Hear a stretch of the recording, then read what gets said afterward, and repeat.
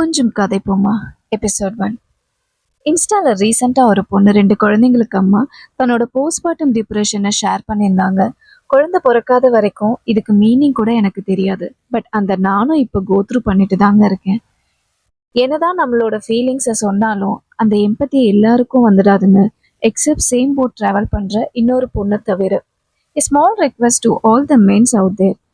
எல்லா பொண்ணும் இதை கடந்து வர நீங்கள் பண்ண வேண்டிய ஒரு விஷயம், அவங்க டென்ஷன் ஆகும்போது இட்ஸ் ஓகே, நான் பார்த்துக்கிறேன், நீ ரிலாக்ஸ் பண்ண சொல்லி கொஞ்சம் அவங்களுக்கு எமோஷனல் சப்போர்ட் கொடுங்க.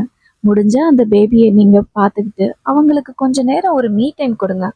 Please never say this word or use this word. ஊரில் நீ மட்டும்தான் குழந்தை பார்த்துக்கிறியா, அது ரொம்பவே வலிக்குங்க.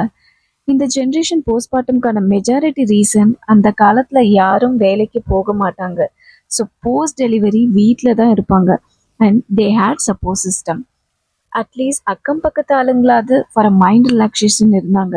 But our current lifestyle எல்லாமே பேரியர் அண்ட் ஸ்ட்ரகிள் தாங்க.